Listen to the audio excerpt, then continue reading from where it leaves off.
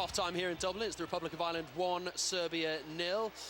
Keith Andrews, Niall Quinn with us. Niall, what do you make of that first half? I thought it was a really bright half of football. I think Ireland, with this new injection that Martin O'Neill has brought of energy, showed really good flashes at times. That this buzzy sort of feeling that's around the camp showed itself in the pitch. There was great moves between the players. The balls went out wide. There was pace, there was energy, and it felt good. Naturally, they're playing against a team 39 places higher than them in the rankings, but the fact of the matter is they didn't look that far apart. At times they looked better, but of course they did have a chance or two, the others. McCarthy made a header to save one off the line, but Ireland looked good and looked comfortable, and I think Martin O'Neill will be very, very happy. We were celebrating very early on, Keith, in the game, but the goal disallowed for offside. Was it the correct decision? No, it wasn't, because as we see now on the replay, it was good play initially by James McLean. He does what he does best, gets at the fullback, plays it well, and you see Glenn Whelan here. And it's this man on the near side, isn't it? It's the one he's actually tracked James McLean and then trying to stop the cross. His momentum brings him through and brings him to play every single body on side. And we're kind of deliberating whether it was going in, whether it was going. Wes Hewlin actually, I think, done the right thing, because it might have been hitting the post or going wide. So yeah, should have been. It was a shame. It might have gone wide, but he does the right thing. Hewlin was really bright all along. Dusan Basta was a player who played him a yard on, in my opinion. I'm surprised that the linesman missed it. And Houlihan might have got, a real early goal for Ireland, but they kept going, Ireland. They didn't just, feel sorry for themselves. They kept that pace up and got themselves more chances. We talked about Shane Long in the build-up, guys, and it was a big night for him. Playing with Robbie Keane not being here, and he took his goal very well, didn't he, Keith? He was superb. It epitomises him in an absolute nutshell. You see so many centre forwards in modern day football just giving up on this, letting the defender back pass it. Outstrengths the first defender, and Ivanovic, unlike him, gives it a shabby back pass. And I'll tell you what, it looks a simple finish, but it's far from. On his weaker left foot, he finished it with a great aplomb. Yeah, as a striker, Niall, what did he make of that finish?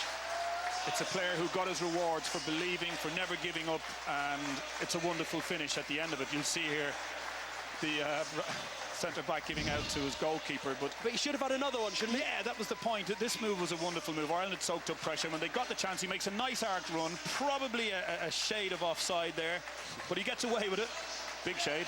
And at this point, after his first finish, I thought he was going to put a really good, clean strike in and get the goal for Ireland. He didn't. He looks up to the heavens. He didn't quite get the contact that he wanted, but he's got his 11th goal. It's good. He'll be feeling good about the first one. Maybe should have got second. And very quickly, a couple of chances for Serbia as well, Keith. Ivanovic. They've looked very dangerous, set pieces. I'm not quite sure who's picking him up there, but he's got a run on him, and thankfully, Martin O'Neill has employed men on the post, as we see is so important in modern football, because if James McCarthy isn't there, we're looking at a 1-1. And Dave Ford as well made a great save as we got towards half-time. How good was this now? It was a different kind of a save, because I think he's trying to read across. It looks as if Tadic is going to put him on the far post. He hesitates. Ford, he just goes out a yard and then realises he has to scamper back and gets just under the crossbar and gets it over. It's the way David Ford plays, though, because he's a keeper that does come and get cross, which obviously you want from your keepers. But in that instance, he was gambling possibly a little too much, but he rectified it very well. OK, well, promising from back to front then. Ireland doing pretty well so far. Half-time here. They lead 1-0, and all going well for Martin O'Neill as the rebuilding process. Ireland side anyway, and disappointing players there, as you could see on their faces. What changed in the second half, Keith? We said, hopefully the tempo could be kept up by the lads, but it was Serbia who took the game to us and blew us away in the space of 15 minutes. And the way they pressed, the way they kept hold of the ball and passed the ball with such crispness around the pitch, and we spoke about it off camera, Matic really ran the show for them in the second half, and we couldn't keep up with him. He was impressive, wasn't he? What about Shane Long? You could see how disappointed he was there.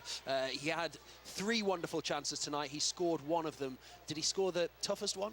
Yes, he scored the most difficult one, and I thought that would have really settled him, and he'd have relished the next opportunities that came his way. But it was like as if the goal got smaller and smaller for him as time went on.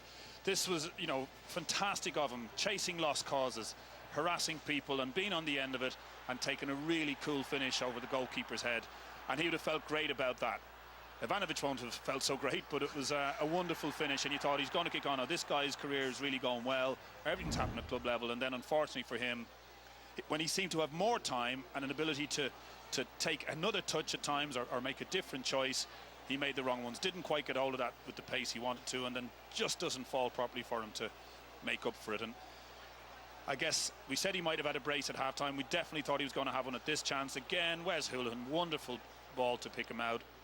just goes way too early. He had a little bit more time, take another touch, and then the options open up for you. But once he goes that early, he has to get it dead right. He didn't. Super ball by Wes. Super ball by Wes. The easy ball was out left to James McLean, and he picks the hard ball straight through the middle of the fence yet again. He's such a clever player, as he showed at times again tonight. Yeah, Houlihan, were you impressed with him? Yeah, very. And not just, you know, he's got seems to be this tarnish against his name that he's a bit of a luxury player, but if you actually analyse the game out there tonight, he actually, when we're out of possession, he's the one that trying to triggers us off to go and close down the opposition. He's such a clever player, both in and out of possession. I'm a big fan of his, really am. People of Ireland have been calling out for the creative player to come into this team. Niall, is Houlihan the answer, do you think? He's one of the answers. You know, they need a lot going for them. I mean, let's face it, the honeymoon period is over for the new management team, and tonight they'd have learned a lot of lessons. They need more than Wes Houlihan. They need a more solid approach that will last 90 minutes. I think it's great to have Wes there. Looking at here now, you can see the influences he had.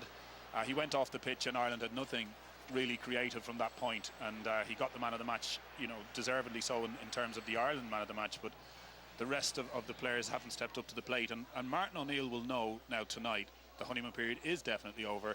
He has issues, and it's going to be how he overcomes those issues by being typically a Martin O'Neill team and making up for lack of deficiencies in areas with good organisation, and they don't get as long as Martin would have been used to in his club management days, so it's not a simple job ahead for him in this group that we're going to go into. The back four were carved open a couple of times, weren't they, for the two Serbian goals? We made the point before the game, Keith, that they haven't played together that often. Did that show in these occasions? I think at times it did. You know, like Niall said, this squad has been together for two days in the last 3 or 4 months, and obviously a new back four, and I think Seamus here gets a little bit caught out, and he will know that he should have possibly gone with the run or tried to react to it rather than coming out, but it's something that he'll obviously learn for. But it's like we said, it's a new back four, new players playing together. For Richard Keogh talked done very well tonight at times, and you know, at times it just looked like it wasn't a unit that has played together, unfortunately. Serbia's tails were up, and it wasn't long until they got their noses in front now. Yeah, Festive puts a great tackle in, and that was the side of the game that they were good at too. That's a lovely ball through from Manic again. Pull back to the edge of the box. Tosic doesn't quite get it, but Đurđević does really well. But it was the press originally was impressive from them too. They're not just good players, they're big, strong players who pushed themselves into Ireland's faces and made it difficult. And, you know, in truth, they could have had 1 or 2 more. Big result tonight, which Irish fans will be very interested in, that 2 of their opponents in the Euro qualifiers, Poland and Scotland, playing each other. Scotland